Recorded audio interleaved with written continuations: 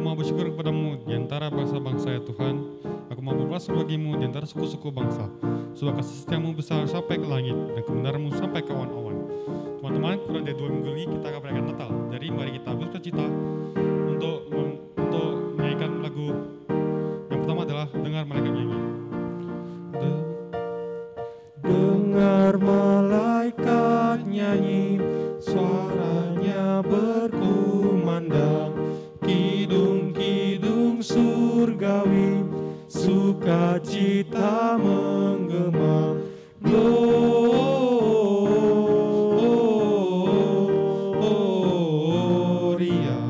mulia bagi Allah. Gloria,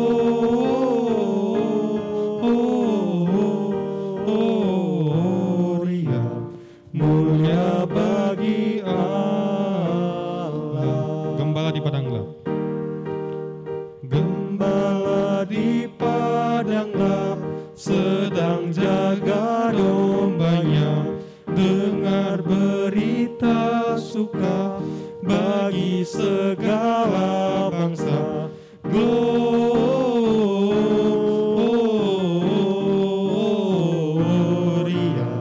mulia bagi Allah. Gloria,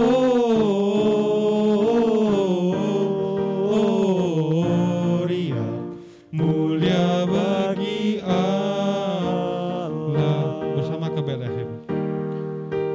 Bersama ke Bethlehem, melihat bayi mulia, bertelut dan menyembah Juru Selamat manusia. Gloria, mulia bagi Allah. Gloria,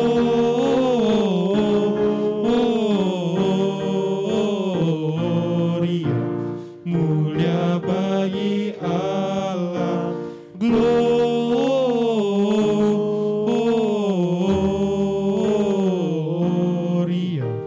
mulia bagi Allah. Gloria,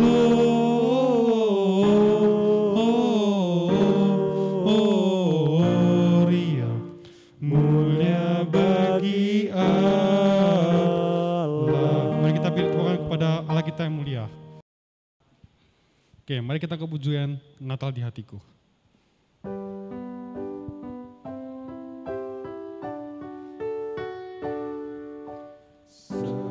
Seperti palungan, layakkanlah hatiku menyambutmu Tuhan. Seperti emas kemenyan dan mur, biar hidupku berkenan padamu. Sebab Natal tak akan berarti tanpa kasih-Mu. Lahir di hatiku hanya bersamamu, Yesus, ku rasakan selalu. Indahnya Natal di hatiku Seperti palungan. seperti palungan, layakkanlah hatiku menyambutmu Tuhan. Seperti emas kemenyan dan mur, biar hidupku berkenan padamu.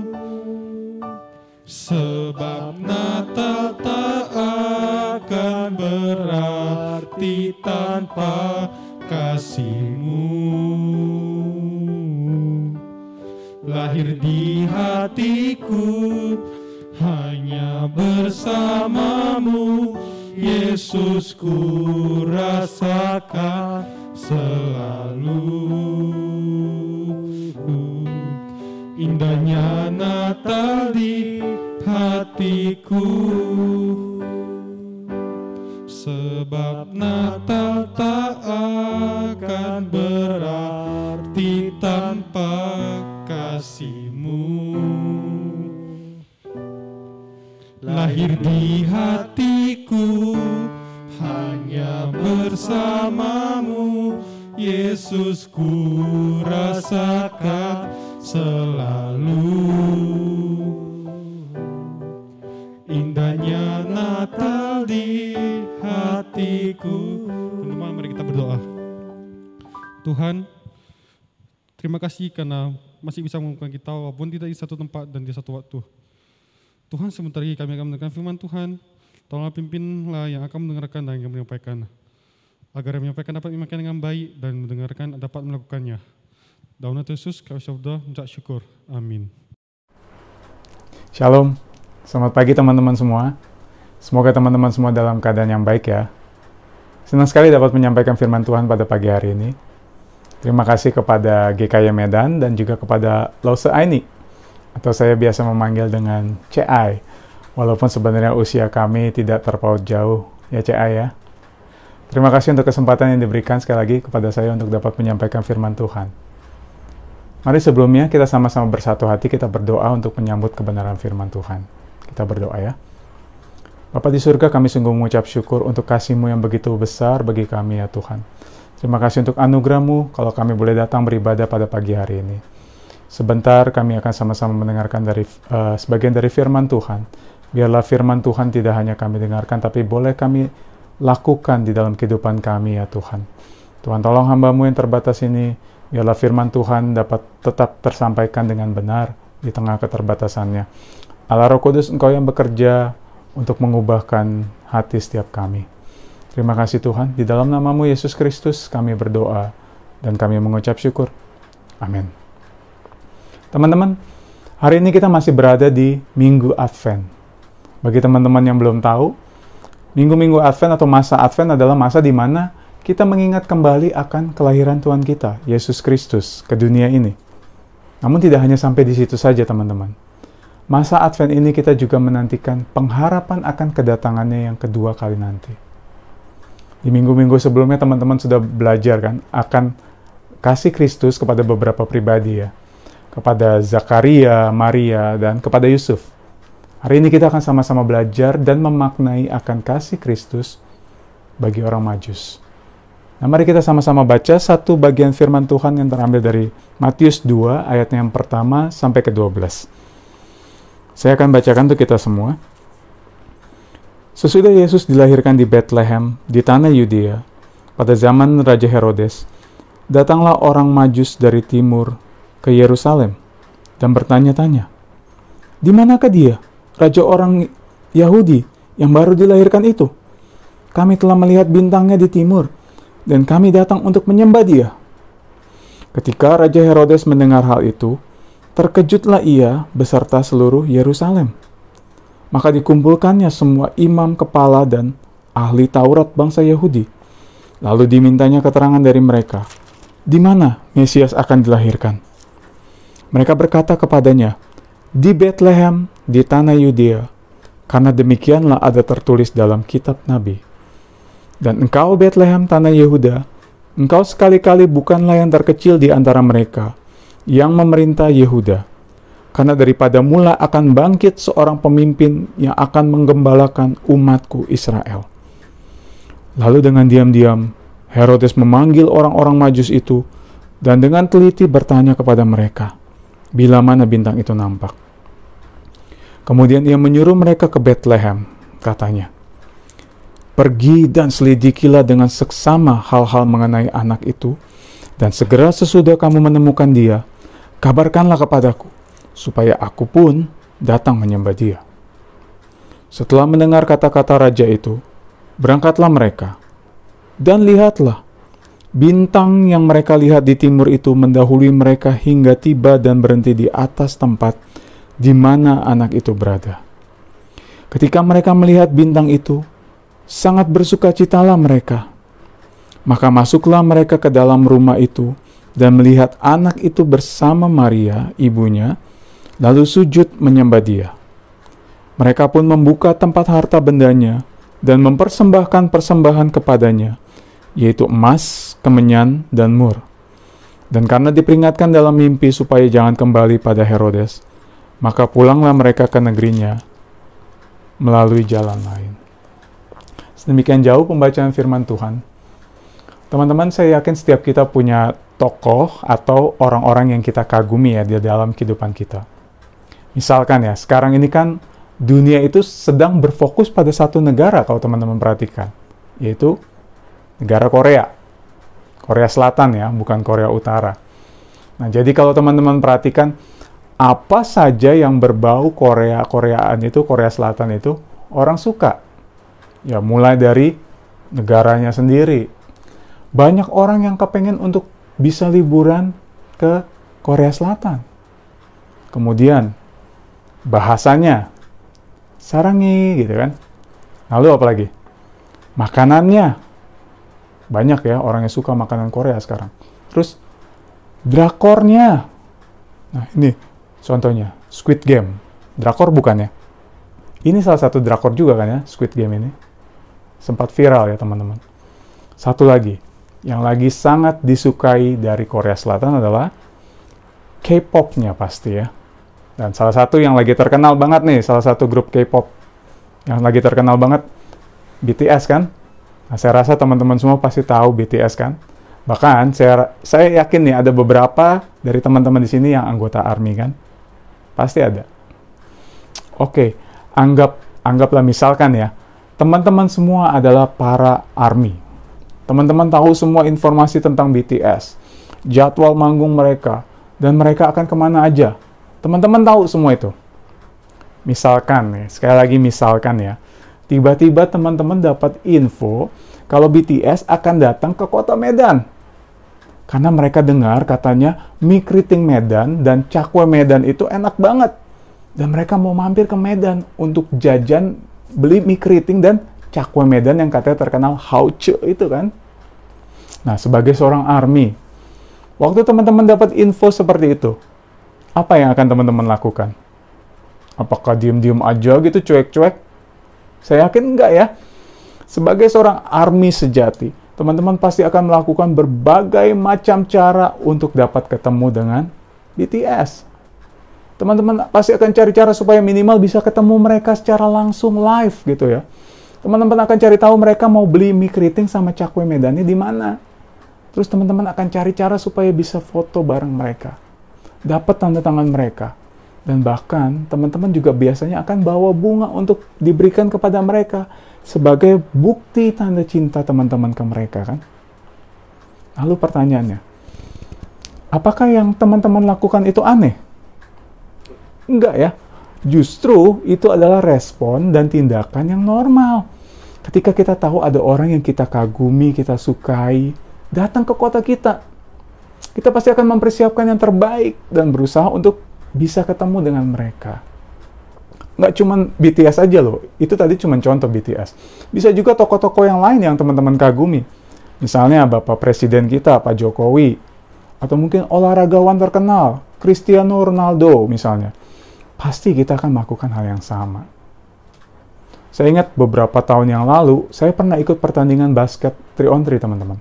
Dan waktu itu infonya, jagoan kesayangan saya, Kobe Bryant, akan datang ke Jakarta sebagai bintang tamu.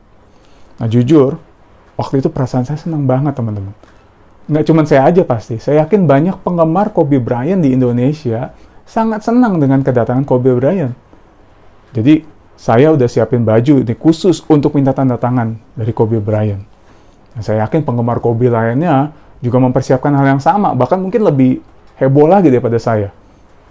Nah tapi sayang banget teman-teman, beberapa hari sebelum jadwal kedatangannya, tiba-tiba diumumkan kalau dia nggak jadi datang. Ya, teman-teman bisa bayangkan ya perasaan kami penggemar Kobe Bryant. Kecewa banget.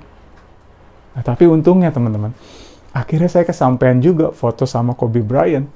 Waktu dia ada di kota Malang teman-teman. Jadi akhirnya saya sempat foto bareng Kobe Bryant loh. Penasaran mau lihat fotonya ya? Ini fotonya teman-teman. Tada! Keren ya? Walaupun cuman foto sama patung lilin ya. Tapi saya jujur senang banget teman-teman. Teman-teman sekali lagi, teman-teman pasti menangkap poinnya ya. Poinnya adalah tindakan atau respon kita umumnya adalah sama. Kita umumnya pasti akan mempersiapkan segala sesuatunya, mengusahakan dengan segala cara untuk bisa ketemu atau foto bareng, kasih hadiah ke orang yang kita kagumi. Nah, sekarang kita kembali kepada kisah yang baru kita baca tadi. Saya percaya teman-teman pasti sudah sering mendengar kisah tentang orang Majus ini. Kisah yang pasti sering kita dengar setiap tahun menjelang Natal.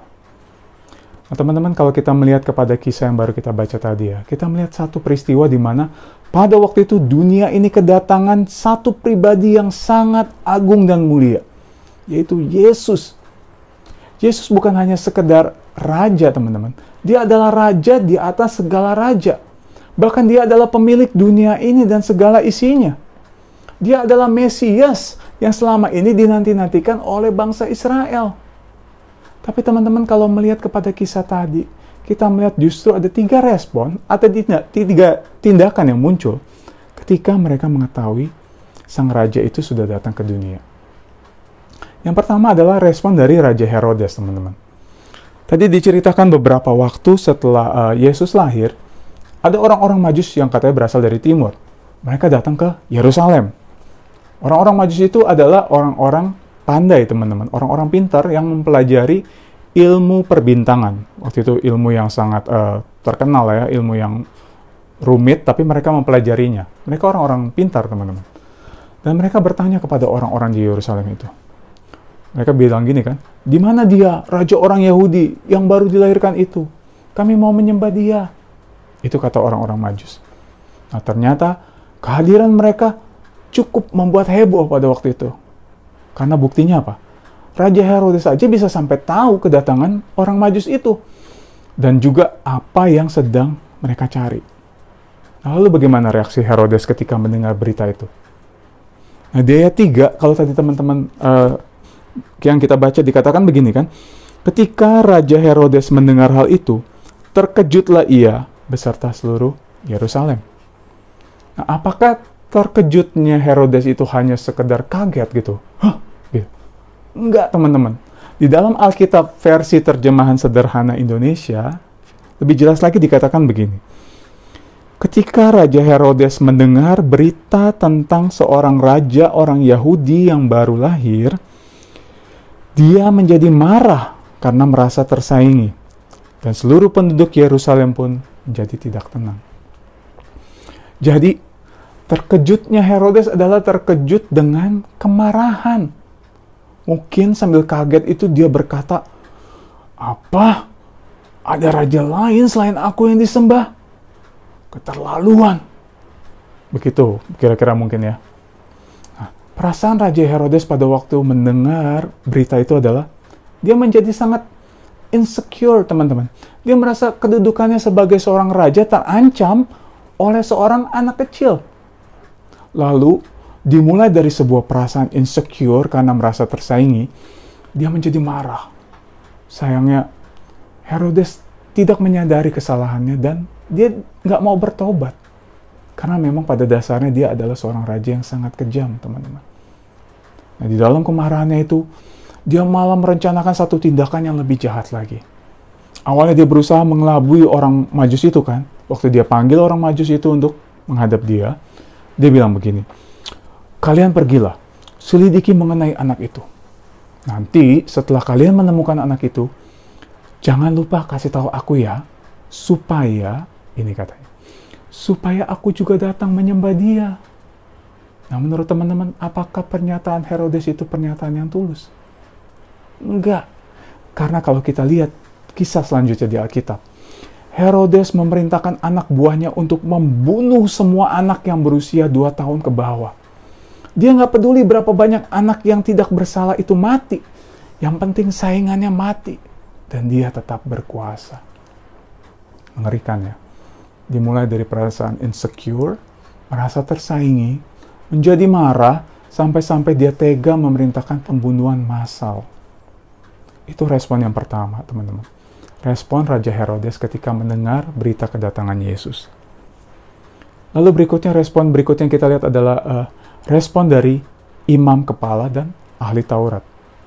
Waktu Raja Herodes menanyakan di mana Mesias akan dilahirkan, teman-teman lihat tadi ya, apakah imam kepala dan ahli Taurat ini kebingungan dengan pertanyaan Raja Herodes? Enggak. Mereka dengan segera menjawab pertanyaan Raja Herodes dengan cepat dan tepat, yaitu di Bethlehem, Yudea, itu kata mereka. Mereka menjawab sesuai dengan apa yang sudah disampaikan oleh Nabi Mika di kitab Perjanjian Lama ratusan tahun yang lalu. Nah, di situ Nabi Mika menubuatkan bahwa Raja itu, Mesias itu, akan lahir di Bethlehem, Yudea. Jadi, apa artinya ini? Artinya, ini berarti para imam kepala dan ahli Taurat itu tahu persis di mana Yesus akan dilahirkan. Tapi yang menjadi pertanyaan adalah, kenapa mereka tidak melakukan apa-apa untuk menyambut kedatangan Yesus Sang Mesias itu? Padahal para imam kepala dan ahli Taurat adalah orang-orang Israel asli. Mereka adalah orang Yahudi asli. Mereka bisa dikatakan adalah orang-orang pilihan. Dan mereka memiliki informasi yang sangat akurat mengenai kedatangan Mesias. Mereka adalah orang-orang yang seharusnya menjadi orang pertama yang menyambut kedatangan Mesias yang selama ini mereka nantikan. Tapi di sini kita melihat bagaimana respon mereka. Cuek. Masa bodoh. Mereka mengetahui kedatangan Mesias yang dijanjikan itu. Mereka memberikan info itu ke Raja Herodes. Tapi sesudah itu apa? Mereka pulang ke rumah mereka masing-masing. Dan nggak melakukan apa-apa. Mereka nggak punya niat sama sekali untuk mencari Yesus dan menyembah Yesus.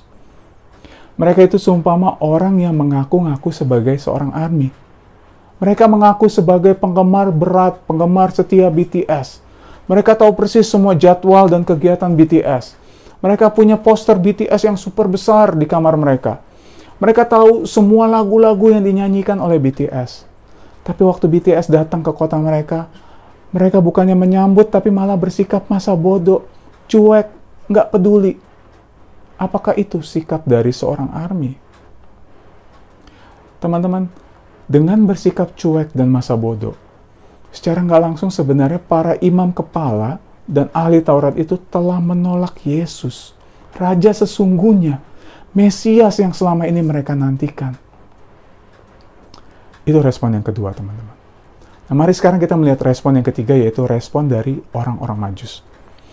Teman-teman, waktu orang Majus ini hanya mengetahui satu hal, teman-teman, yaitu ada raja orang Yahudi yang telah lahir. Itu aja, melalui bintang. Sebuah bintang yang menuntun mereka. Hanya itu aja. Nggak selengkap dan nggak sedetail informasi yang dimiliki imam kepala dan ahli Taurat. Namun bedanya adalah, meskipun informasi yang mereka miliki itu sangat terbatas, namun mereka bertindak.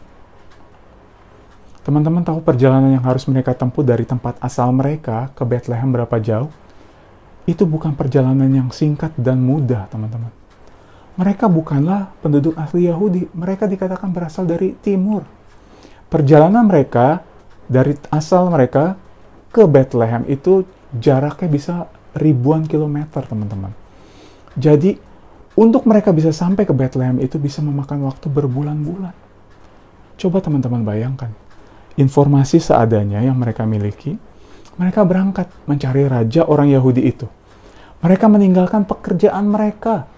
Mereka meninggalkan rumah mereka, keluarga mereka, berbulan-bulan. Mereka melewati daerah-daerah asing yang belum pernah mereka lewati. Ada kemungkinan mereka akan menemukan kesulitan demi kesulitan di dalam perjalanan mereka. Binatang buas, perampok. Mereka bisa kehabisan makanan dan minuman. Mereka mungkin saja mengalami hal-hal itu. Tapi hal itu nggak membuat mereka patah semangat, teman-teman. Sampai akhirnya, setelah berbulan-bulan dalam pencarian, perjalanan mereka membuahkan hasil. Yesus, Raja yang selama ini mereka cari-cari, kini ada di hadapan mereka. Mereka kemudian apa? Dikatakan mereka bersujud menyembah Yesus, Sang Raja yang masih kecil itu. Dan mereka tidak hanya sekedar menyembah, mereka juga memberikan persembahan yang terbaik. Emas, kemenyan, dan mur adalah persembahan yang sangat mahal dan yang terbaik yang diberikan sebagai penghormatan kepada Yesus. Teman-teman, baik Herodes maupun imam kepala dan ahli Taurat memberikan respon yang salah di dalam menyambut kedatangan Sang Mesias. Yang satu merasa insecure, marah, melakukan pembunuhan massal. Yang satu berespon dengan cuek, masa bodoh, tidak peduli sama sekali. Berbeda dengan Herodes dan juga para imam dan ahli Taurat, orang-orang Majus tidak tinggal diam. Mereka segera bertindak mencari Yesus. Kemudian ketika menemukan Yesus, mereka sujud menyembah Yesus dan mereka memberikan persembahan yang terbaik buat Yesus. Teman-teman, dari perenungan kita ini mungkin kita bertanya, kenapa ya Allah memilih orang Majus dan mau menyatakan dirinya kepada mereka melalui sebuah bintang? Kenapa Allah nggak menunjukkan bintang itu kepada yang lain? Kepada orang-orang seperti imam kepala dan ahli Taurat itu, atau kepada Herodes, atau kepada orang Israel lain? Kenapa harus ke orang Majus? Memangnya siapa orang Majus? Apakah mereka orang baik, sehingga Allah mau menyatakan dirinya kepada mereka? Teman-teman, tadi Alkitab katakan orang Majus itu berasal dari timur. Satu hal yang pasti adalah, mereka sudah pasti bukan orang Israel. Mereka bukan orang Yahudi asli. Jadi bisa dibilang mereka adalah orang-orang kafir. Mereka juga bukan orang yang mengenal Allah Israel. Mereka juga nggak menyembah Allah orang Israel. Malah kemungkinan besar yang mereka sembah justru adalah dewa-dewa, berhala-berhala. Tapi kenapa Allah mau menyatakan dirinya kepada mereka? Orang-orang berdosa itu. Emangnya nggak ada orang yang lebih baik selain daripada orang Majus itu? Jawabannya adalah, kita nggak tahu teman-teman. Kenapa Allah memilih orang Majus itu? Itu adalah caranya Allah. Kenyataannya memang adalah Allah menyatakan dirinya kepada mereka. Tapi sebenarnya pertanyaan itu juga berlaku untuk setiap kita teman-teman. Pernahkah teman-teman berpikir, kenapa Allah mau menyatakan dirinya kepada kita? Kenapa kita dapat percaya kepada Tuhan Yesus? Apakah itu karena keputusan kita sendiri? Bukan teman-teman. Baik orang Majus, imam kepala, ahli Taurat, Herodes, semua manusia, kita semua sama berdosanya di hadapan Allah. Sejak manusia pertama Adam dan Hawa jatuh ke dalam dosa akibat ketidaktaatan mereka, maka sejak saat itu semua manusia, ketika dia lahir dengan natur berdosa. Jadi kecenderungan kita semua adalah melawan Allah dan memberontak kepada Allah. Firman Tuhan juga katakan di dalam Roma 3 ayatnya yang ke-10 sampai 12. Demikian bunyi firman Tuhan. Tidak ada yang benar, seorang pun tidak. Tidak ada seorang pun yang berakal budi. Tidak ada seorang pun yang mencari Allah. Semua orang telah menyeleweng. Mereka semua tidak berguna. Tidak ada yang berbuat baik, seorang pun tidak. Itulah kita semua teman-teman. Jadi hadiah yang paling pantas untuk orang-orang berdosa seperti kita, orang-orang yang memberontak kepada Allah, adalah hukuman kekal di neraka selama-lamanya. Itu seharusnya hadiah kita. Namun hanya oleh karena anugerahnya, kita yang seharusnya menerima hukuman kekal itu diselamatkan. Allah mengutus Yesus, anaknya yang sangat dikasihinya, ke dalam dunia ini. Tujuannya apa? Untuk menyelamatkan kita yang percaya kepadanya, supaya terbebas dari hukuman kekal itu. Dan apa yang harus dikorbankan untuk menyelamatkan kita? Nyawanya sendiri teman-teman. Dan bukan hanya itu.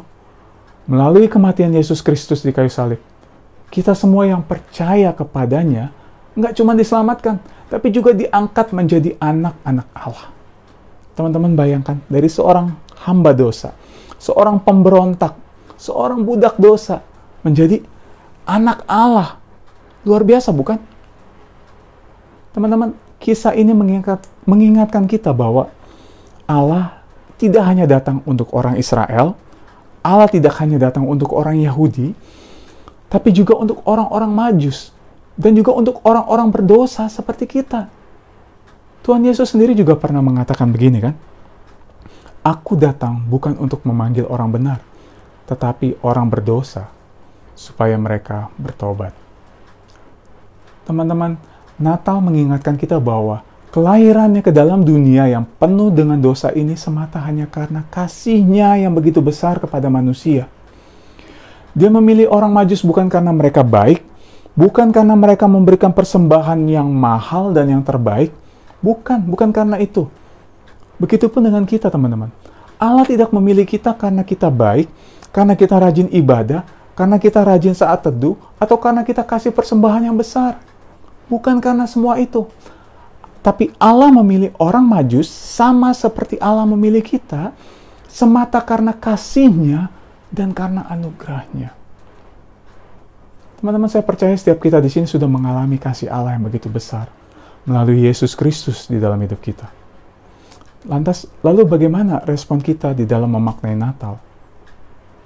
Saya yakin tidak ada satupun dari kita yang akan berespon seperti Herodes ya, merasa insecure dan marah-marah di dalam menyambut Natal. Tapi teman-teman, banyak orang Kristen yang memiliki respon seperti imam kepala dan ahli Taurat di dalam memaknai Natal. Mereka mengerti arti Natal, tapi terus mereka bilang, so what? Nggak ada efek apa-apa buat gue. Seperti itu. Teman-teman, kadang banyak juga orang Kristen yang menjadi begitu terbiasa dengan Natal. Mungkin karena kita merayakannya setiap tahun, jadi menganggapnya seperti rutinitas aja. Atau malah, di momen Natal ini kita malah sibuk dengan kegiatan kita masing-masing. Entah itu liburan sama keluarga, dan ada juga yang sibuk merengek-rengek minta hadiah Natal buat mereka. Padahal yang ulang tahun siapa? Kok kita yang minta hadiahnya? Jujur itu juga saya lakukan teman-teman dulu. Nah, jadi banyak orang Kristen yang telah keliru memaknai akan Natal. Tapi teman-teman, hari ini firman Tuhan mengingatkan kita kembali. Natal bukan sekedar perayaan. Natal bukan hanya sekedar memperingati ulang tahun Tuhan Yesus. Tapi melalui Natal, kita mengerti akan kasih Allah yang begitu besar bagi kita. Melalui Yesus Kristus yang turun ke dunia ini. Dan tujuannya datang ke dunia ini adalah untuk mengorbankan dirinya di kayu salib. Sehingga sekali lagi, setiap kita yang percaya kepadanya dapat diselamatkan. Dan buat setiap kita yang telah percaya kepadanya, momen Natal juga mengingatkan kita, teman-teman, untuk tetap setia menantikan janji kedatangan yang kedua kali. Yesus akan datang untuk kedua kalinya, teman-teman. Dan waktunya nggak lama lagi. Dan ketika ia datang untuk kedua kalinya nanti, dia nggak hanya datang sebagai seorang bayi, seorang anak kecil, tapi dia akan datang sebagai seorang raja. Dan dia akan menjemput setiap kita yang setia dan yang mengasihi dia. Amin. Mari kita berdoa. Ya Tuhan, terima kasih untuk firman-Mu yang kembali mengingatkan kami ya Tuhan, akan makna Natal ya Tuhan. Khususnya melalui kisah kasih-Mu kepada orang Majus ya Tuhan, yang Kau mengingatkan kami ya Tuhan, bahwa kami nggak lebih baik dari orang Majus itu ya Tuhan. Kami semua adalah orang-orang berdosa. Namun kalau Engkau mau menyatakan diri-Mu kepada kami, itu semata-mata hanya karena anugerah-Mu ya Tuhan. Terima kasih ya Tuhan. Tolong kami di momen Natal ini juga boleh terus tidak hanya mengingat kasih-Mu, tapi kami boleh berespon ya Tuhan, untuk membalas kasih-Mu, cinta-Mu ya Tuhan, dengan hidup benar dan memuliakan-Mu ya Tuhan sepanjang hidup kami ya Tuhan. Terima kasih ya Tuhan. Di dalam nama-Mu Yesus Kristus, kami berdoa dan kami mengucap syukur. Amin. Tuhan Yesus memberkati kita semua. Selamat Hari Natal.